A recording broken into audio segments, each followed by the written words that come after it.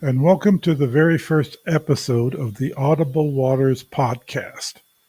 I am your host, Ralph Jesperson. I have been a Christian for going on 55 years now, and a very serious disciple since most of the years after turning 16. My mother led me in the sinner's prayer shortly after she got saved, right after I had an evil supernatural experience. I went to an independent charismatic church as a child, then a number of years in a non-traditional Assemblies of God church, 2 in a vineyard, 10 in a Calvary chapel, and then 17 in a church that was in transition from being one of the biggest in town, one that was involved in the Toronto Blessing Revival, to over all those years becoming a no-cost house church. In the last close to 7 years, I have not stepped foot in a typical church service with a professional head pastor, a building owned or rented, and all the other mostly unbiblical church trappings. The reasons for that I hope to eventually get to if there are enough views on this channel to warrant it. Back in March of 2015, I am the former Gospel for Asia donor who first contacted Professor Warren Throckmorton after becoming aware of certain insider news that indicated to me GFA was a scam, a very big scam, one that has raised way over $1 billion at that point. Warren then started blogging about the controversy that started with the GFA diaspora, the former workers who wrote 2 letters of concern about the cultish behavior of K.P. Yohanan, the leader and self-appointed bishop of his own church cult that he created from scratch with donor funds. Today's episode is about the 5 concerns they expressed in those letters and on the website that went public the same time that Warren started blogging about this controversy. I will go over what they had to say, and we'll get to as much of the critical revelations in early blog posts in the spring of 2015 as I can in this half hour. I made this YouTube channel years ago as a place to place the mostly solo music that I have created over this same period of time. That music will stay here, but I will post these new podcasts here too, as many as I have reason to eventually create. Only God knows if these will get enough views to make this worth doing for any substantial length of time. I recently went public on video for the first time on John Collins' Leaving the Message podcast, where I did a very compressed telling of the GFA scamming controversy. I want to get into more detail here with shorter videos and create a whole series documenting the many facets of issues that came out. GFA has now morphed into GFA World, and it is still raising funds 10 years later, mammon that it cannot legally bring into India as it once did. But I am getting ahead of myself on that one. This has been such a successful scam that no revelation has been able to kill it so far. But now on to the very first blog post Warren did back in 2015. You will find a link in the description of this video to his old website where all 52 pages of GFA blog posts reside, including the ones I review today. This one is the very last one you will find on page 52. On April 27th, the first GFA blog post came out highlighting, as I said, the concerns that you can find on the GFA Diaspora website.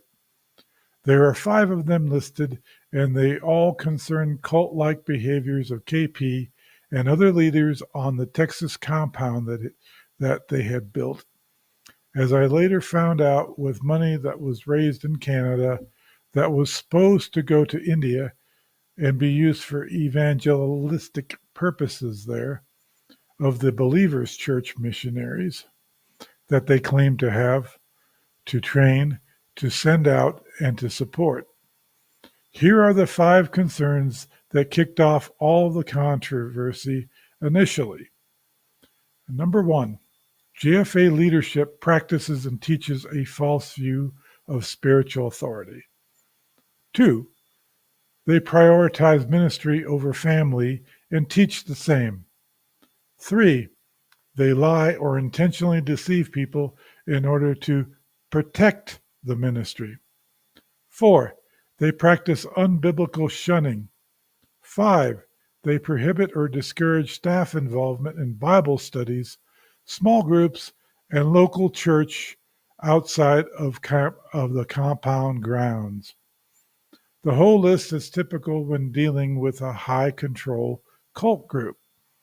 It has to start with heavy-handed preaching of the leader being the dictator who is in control instead of the conscience given to us by the Holy Spirit. Thus, they leverage the authority of God and usurp it. They tie the consciences of the followers up into knots. Family needs take a back seat to the demands of the cult. The leaders lie in order to protect the fake ministry that they have created, and they teach doctrines that confuse their followers and contradict the Holy Scriptures. They install fear in their followers that they will miss out on something good, or may even go as far as plainly stating that you will go to hell if you ever leave our group. Those that do not follow the rules are punished, sometimes severely, by the high dictator. They will turn on anyone in an instant if they are questioned, and will demonize those that they see as a possible threat and those who leave. They will order everyone else to demonize and despise those that leave, treating them like dogs and not the pet ones that we love so much. They discourage followers from being close with family or anyone else who is not in the cult. They do not want you to be friendly with other believers, but to argue rudely with them, like a young 5-point Calvinist sent to humiliate anyone who disagrees with der Dictator. Do not visit other groups. Do not fellowship with them. Do not cooperate with them. Show them no brotherly love. That is only for the cult members, and only those who are deemed in good standing by der Führer. So, Heil Jesus Prophet! Damnation to all those who do not obey das Prophet, who brings in massive profits. In this way, there is absolutely nothing unique about KP's cult church, now called Eastern Believers Church. It was called simply Believers Church 10 years ago, but there is another church in the U.S. with that name that is totally different, so I think that they added the Eastern on at some point in time. Anyone who is or was in some kind of religious cult will recognize all 5 of these issues to some extent. These are not a complete list of cult traditions, and not every cult has all of them, nor will each item be taken to the same extreme. What is a glaring omission on this list is exclusive pride. All cults will appeal to their followers' pride to some extent. That is the hook that gets you hooked into them. In this cult, the workers were told that they had the privilege of being part of a great evangelical campaign throughout India and even into other countries. They were helping many Believers Church missionaries convert a large number of Hindus and Muslims to Christianity. And they believed that, even though there exists little proof of these missionaries or the churches that they were supposedly planting actually existing in many places. They were going above and beyond for the gospel. This was a lie to keep them on the hook. When someone else left, this same pride caused them to follow the leader and shun their former co workers and friends. This pride keeps them from admitting fully that they got conned and used, not for Jesus, but for the evil one, expanding the fake church and wasting enormous quantities of money in the process. The Diaspora website still makes the false claim that they worked to spread Christianity overseas. This is their pride that has kept them from admitting the truth. We just do not want to admit that we are that foolish and that our time and efforts were simply wasted. And I say that as someone who has been foolish myself. I gave to GFA and Voice of the Martyrs, which both have considerable evidence of being scams. I moved and volunteered and worked for VOM and paid a high price for assisting them both in doing the evil that they have done.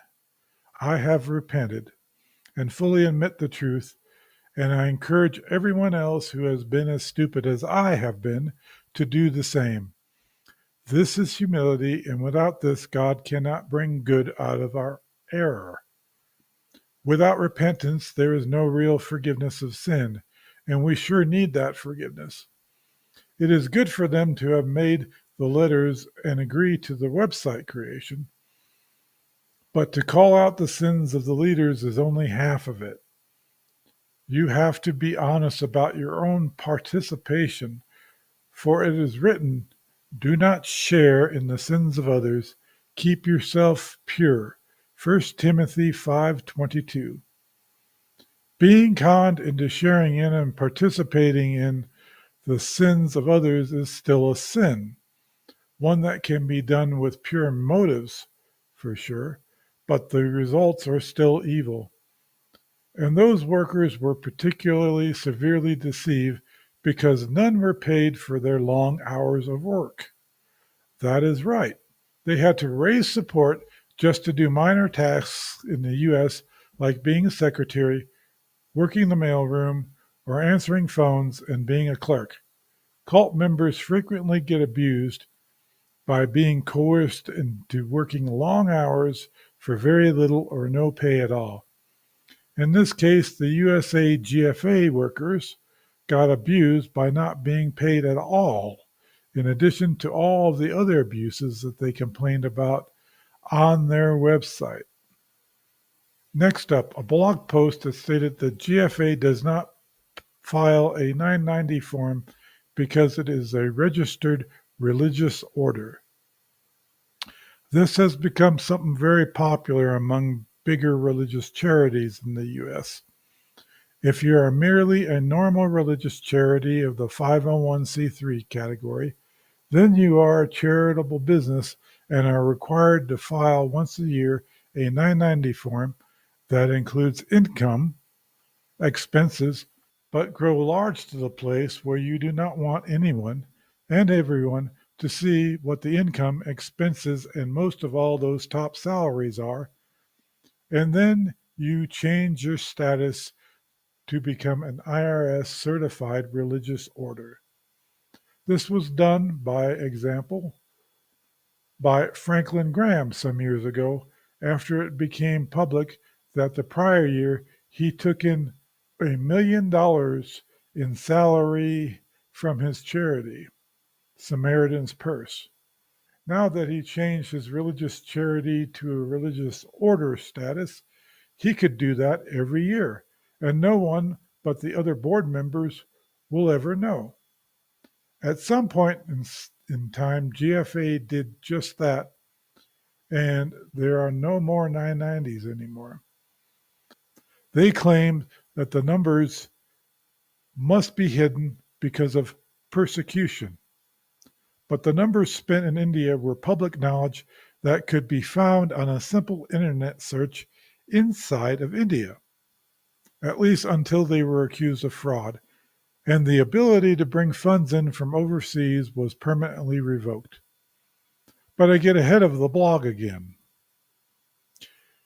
Then, less than 3 weeks after this all first became public, it was announced that the GFA office in Germany was being permanently closed. They claimed that it was because of the advanced age of the man running the office, but you have to wonder about the timing of that. Then, the first clear indication of criminal activity that did not come from the diaspora was a report of allegations of the crime of smurfing. Now, most of you probably have never heard of that before, so let me explain. This kind of smurfing is a crime that cannot be committed by a single individual, unlike many other crimes. It requires organized crime as what it is by definition. So let's take a hypothetical example. In 2015, you could take any amount of cash with you when you left the US and not declare it when traveling abroad as long as it was under the 10K limit. So imagine a mob boss that decides to send 10 of its members on a vacation to Italy. They tell each person to put all of their expenses while they're on credit cards and then hand them envelopes, each one of them, that contain $9,999, just under the legal limit.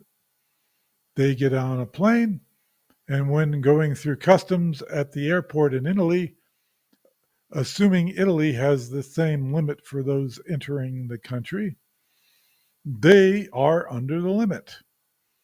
Now, they might want to all take different flights so that the gang members do not all emerge on the same flight at the same time and perhaps undergo some scrutiny there. But what they did was individually not illegal. What they do next is they then go meet with the local crime boss and give him the envelopes. And now he has just barely under $100,000, which has been successfully smuggled into the country with no trace. The conspiracy together is a crime, and it is one of smurfing, where individually bringing in money to spend it yourself is not. So, what GFA did is that they had a discipleship program with young adults going on here in the US. As part of that, they would send them to India to see the Bible school and other things that actually do exist in order to get them to believe that all the rest that they talked about, things that have no evidence of actually existing, that they are likely real. Now, India had a limit of under $5,000 without declaring that at the airport. On these trips, each student was given an envelope with $4,500 in it, as none brought more than a couple of $100 cash with them. So they would all land and be under the limit. After landing, the envelopes were given to the GFA crime boss.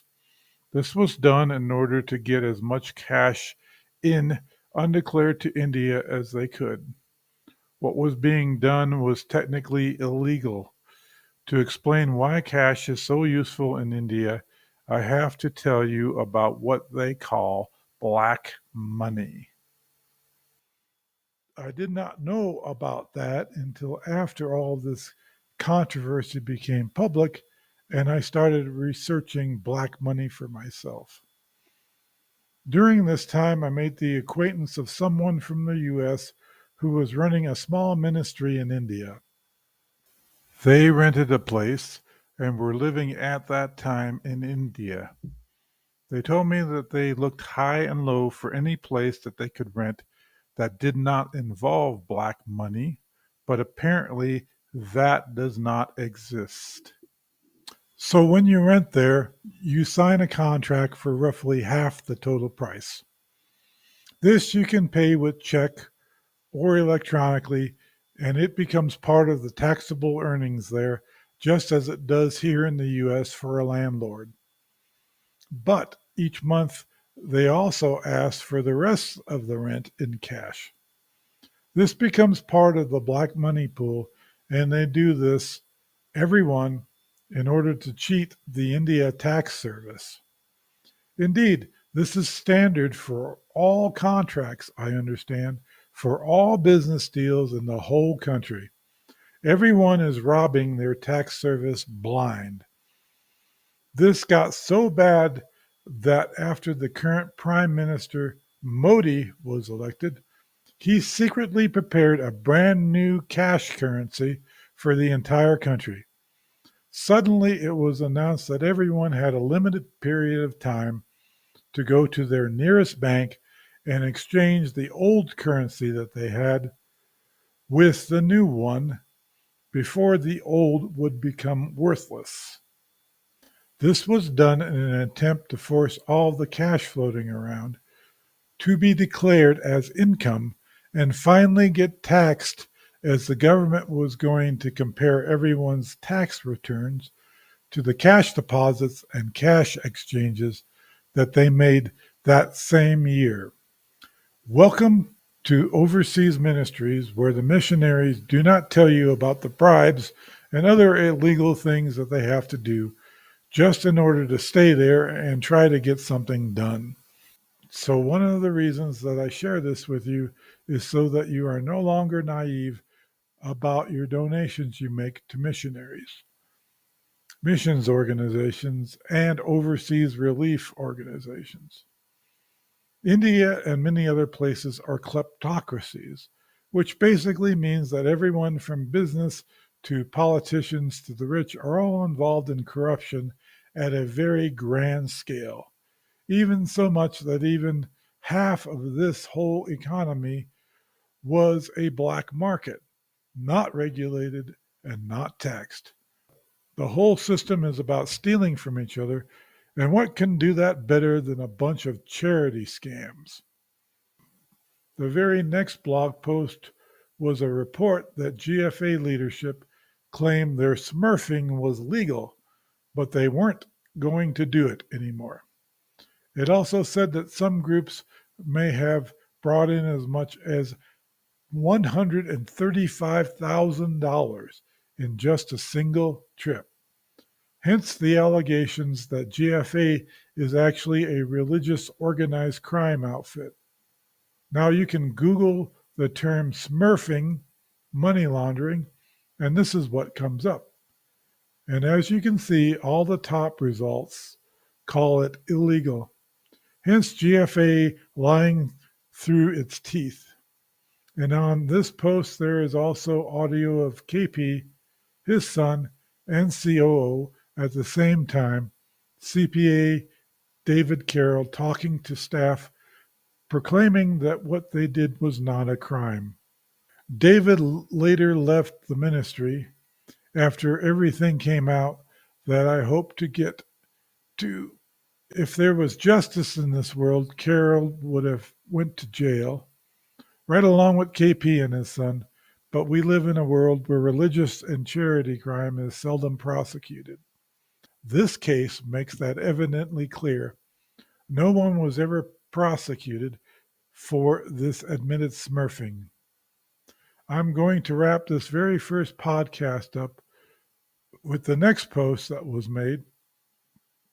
And no, we are not even out of the first month's post yet of Bishop K.P. Yohanan's ring kissing ritual. Warren put up this post with a video link, one that does not work any longer after the 10 years, showing how his believers' Eastern Church priests would perform a ritual of bowing before the metropolitan bishop and kissing his ring. Now, because much of the GFA donor base is evangelicals, the people who are most enthusiastic about world evangelism, And I myself saw KP once in the Calvary Chapel church I attended, as many Calvary Chapels would invite him, and he went to some of their world missions conferences. This picture stirred more controversy with some of those churches than everything else I have talked about so far did. Protestants tend to look down on the old Catholic tradition of having priests bow down before the Pope and kiss his ring. We tend to call that worship, something that is reserved only for Jesus when we pass on to the next life. This picture you see on the screen created rumors that many pastors stopped publicly supporting GFA after they saw it, and many told their congregations to stop as well. This became Warren's favorite picture to use on future posts. He stopped using the stock photos from GFA at this point and switched to the embarrassing ones. Later, someone sent him a newer photo as the tradition continued, one that was a higher resolution, indicating that this tradition did not stop. But this is the picture that likely cost GFA millions over the coming years. So thanks to those who are still watching this first broadcast of mine. So you might know what I'm planning to do with this channel in the future. By the time you see this podcast, I will already be working on the next one. I plan to go through Warren's blog in order as they were originally posted, highlighting those posts that were important, as not all of them were. I only got through 3 of the 52 pages, so this may take quite a few episodes, but this is important for today as GFA World still is fundraising in multiple countries. The scam continues even while some of the names have changed over the past 10 years. So God bless you until next time, and may you become a fully informed donor going forward. Whenever someone claiming to be a Christian asks you for money, you should do your due diligence first before you crack that wallet open. So topics for next time include the rubber plantation that GFA bought with donor money, when none was ever raised to buy such a thing, the American audit and Indian reports do not match, and more info from the FC6 reporting website. GFA begins to report financial information for first time on the ECFA website, and millions that were not sent to the field in a timely fashion. And finally, a post proving that the smurfing is indeed a crime in the U.S.